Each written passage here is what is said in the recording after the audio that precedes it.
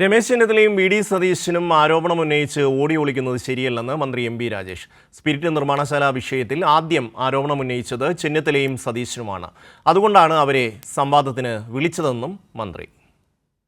രണ്ടുപേരും ഒഴിയാനുള്ള കാരണങ്ങൾ കണ്ടുപിടിക്കുകയാണ്. മുൻ പ്രതിപക്ഷ നേതാവ് ആരോപണം ഉന്നയിച്ചത് മന്ത്രിക്കെതിരെയും സർക്കാരിനെതിരെയല്ലേ?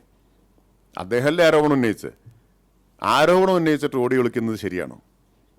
ഇനി എനിക്ക് വേണ്ടി മറ്റേയാൾ വരും എന്ന് പറയുന്നത് ഒരു മര്യാദയാണോ? ഇപ്പോൾ പാലക്കാട് എം പിയോട് എനിക്കെന്തെങ്കിലും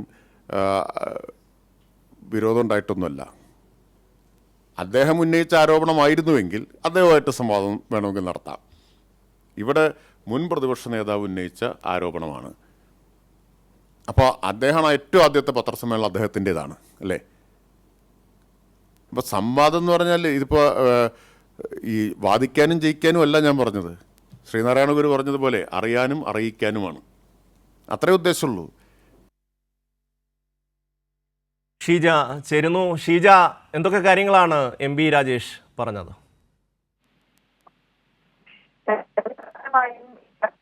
നിർമ്മാണശാലയുമായി ബന്ധപ്പെട്ടുള്ള വിഷയത്തിൽ ഈ പറയുന്നതുപോലെ തന്നെയാണ് മുൻ പ്രതിപക്ഷ നേതാവ് രമേശ് ചെന്നിത്തലയാണ് ആദ്യമായി ഈ ആരോപണം ഉന്നയിക്കുന്നത്. അതിനൊപ്പം തന്നെ പ്രതിപക്ഷ നേതാവും ഇത് ഏറ്റുപിടിച്ച് രംഗത്ത് വരുന്നു. ആ ഒരു സാഹചര്യത്തിലാണ് സംവാദത്തിന് തയ്യാറാണോ എന്ന് മന്ത്രി തന്നെ ചോദിക്കുന്ന ഒരു സാഹചര്യം ഉണ്ടായത്. പക്ഷെ ഇപ്പോൾ മന്ത്രി പറഞ്ഞത് ഇപ്പോൾ രണ്ടുപേരും ഈ ആരോപണം ഉന്നയിച്ച മുൻ പ്രതിപക്ഷ നേതാവും അതോടൊപ്പം തന്നെ നിലവിലെ പ്രതിപക്ഷ നേതാവും ഇതിൽ നിന്നും എങ്ങനെ ഒഴിയാം എന്നതിന് ഒരു കാരണം കണ്ടുപിടിക്കുകയാണ് രണ്ടുപേരും എന്നുള്ളതാണ്. ആരോപണം അവർ ഉന്നയിക്കുന്നു, പക്ഷേ അതിന് തൊട്ടു പിന്നാലെ ഓടി ഒളിക്കുന്ന ഒരു രീതിയാണ് അവർ സ്വീകരിക്കുന്നത്. അത് ഒരു മര്യാദയുള്ള പ്രവൃത്തിയല്ല. എനിക്ക് വേണ്ടി മറ്റേയാൾ വരും എന്ന് പറയുന്നതൊന്നും തന്നെ ശരിയല്ല. കാരണം ഈ വിഷയവുമായി ബന്ധപ്പെട്ടുകൊണ്ട് ആരുമായും സംവാദം നടത്താൻ താൻ തയ്യാറാണ്. പക്ഷേ ഈ ആരോപണം ഉന്നയിച്ച് രണ്ടുപേർ അതിൽ ഉണ്ടാകണം എന്നുള്ളതാണ് താൻ ആവശ്യപ്പെടുന്നത്. സംവാദത്തിന് വേണ്ടി വി കെ ശ്രീകണ്ഠൻ വന്നാലും തനിക്ക് മറ്റു ബുദ്ധിമുട്ടുകൾ ഒന്നും തന്നെ ഇല്ല. പക്ഷേ ഈ ആരോപണം ഉന്നയിച്ച രണ്ടുപേരും ഉണ്ടാകണം. ഇനിയിപ്പോൾ അവർ 3 പേരും കൂടി സംവാദത്തിന് വരികയാണെങ്കിലും തനിക്ക് വിരോധമില്ല എന്നുള്ള കാര്യം തന്നെയാണ് ഇപ്പോൾ മന്ത്രി എം ബി രാജേഷ് വ്യക്തമാക്കിയിരിക്കുന്നത്. ഏതായാലും ഈ വിഷയവുമായി ബന്ധപ്പെട്ട് കൃത്യമായ രീതിയിലാണ് സർക്കാർ കാര്യങ്ങൾ ചെയ്തത് എന്നുള്ളത് കൊണ്ട് തന്നെയാണ് ഇപ്പോൾ ഈ വിഷയത്തിൽ അധികം വാദപ്രതിവാദത്തിനൊന്നും തന്നെ പ്രതിപക്ഷം നിൽക്കാത്തത് എന്നുള്ള കാര്യം കൂടിയാണ് മന്ത്രി വ്യക്തമാക്കിയത്. ഷമി, ഷീജ, ഇതുമായി ബന്ധപ്പെട്ട് ജനങ്ങളുടെ ഇടയിൽ ഒരു സംശയം ഉണ്ടാക്കുക, സർക്കാരിനെയും അതുപോലെ തന്നെ മന്ത്രിയെയും സംശയത്തിൻ്റെ നിഴലിൽ നിർത്തുക, ഇതായിരുന്നു പ്രതിപക്ഷത്തിൻ്റെ ഉദ്ദേശം. അവർക്ക് ഈ വിഷയത്തിൽ കൃത്യമായ ഒരു സംവാദം നടക്കണമെന്നുണ്ടെങ്കിൽ നിയമസഭയിൽ അവർ പല പ്രാവശ്യം പറഞ്ഞാണ് അടിയന്തര പ്രമേയം കൊണ്ടുവരുമെന്ന്. പക്ഷേ അടിയന്തര പ്രമേയവുമായി വരാൻ പ്രതിപക്ഷം നിയമസഭയിൽ തയ്യാറായില്ല.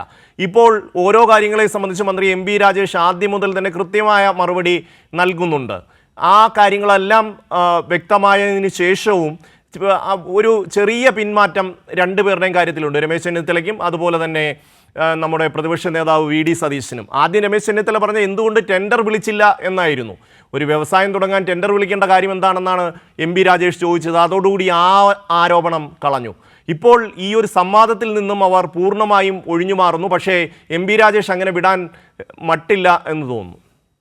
ഷീജ. ഷമി, ഏതായാലും ഈ വിഷയവുമായി ബന്ധപ്പെട്ടുകൊണ്ട് ഷമി സൂചിപ്പിച്ചതുപോലെയാണ്. ഏതായാലും ഈ ഒരു മദ്യനിർമ്മാണശാല ആരംഭിക്കാൻ പ്രാരംഭ അനുമതി സർക്കാർ നൽകുമ്പോൾ അവിടുത്തെ ജനങ്ങളെ പ്രധാനമായും ഇതിനെതിരെയാക്കുക, അതിലൂടെ രാഷ്ട്രീയ ലാഭം നേടുക എന്നുള്ളതാണ് പ്രതിപക്ഷം ലക്ഷ്യമിട്ടിരുന്നത്. പക്ഷേ ഇതിൽ കൃത്യമായ രീതിയിൽ വസ്തുതകൾ പറഞ്ഞാണ് സർക്കാർ മുന്നോട്ട് പോയത്. കാരണം അവിടെയുള്ള ജനങ്ങൾക്കുള്ള ഒരു ആശങ്ക എന്ന് പറയുന്നത് ഏതെങ്കിലും തരത്തിൽ അവിടെ ജലചൂഷണം ഉണ്ടാകുമോ എന്നുള്ളതാണ്. അത് വസ്തുതകൾ നിരത്തി മന്ത്രി കാര്യങ്ങൾ വിശദീകരിച്ചു. അവിടെ എത്തി തന്നെ എലപ്പുള്ളിയിൽ എത്തി തന്നെ മന്ത്രി നേരിട്ട് അവരോട് ജനങ്ങളോട് കാര്യങ്ങൾ വിശദീകരിക്കുന്ന സാഹചര്യമുണ്ടായി. ഏത് രീതിയിലാണ് ഈ പദ്ധതി വിഭാവനം ചെയ്യുന്നത്, ഒരു തരത്തിലും പരിസ്ഥിതി മലിനീകരണമോ ജലചൂഷണമോ അവിടെ ഉണ്ടാകില്ല എന്നുള്ള കാര്യം നേരിട്ട് തന്നെ ജനങ്ങളെ ബോധ്യപ്പെടുത്തിയാണ് സർക്കാർ മുന്നോട്ട് പോകുന്നത്. ആ ഒരു സാഹചര്യത്തിലാണ് വലിയ തോതിലുള്ള തിരിച്ചടി പ്രതിപക്ഷം നേരിടുന്നത്.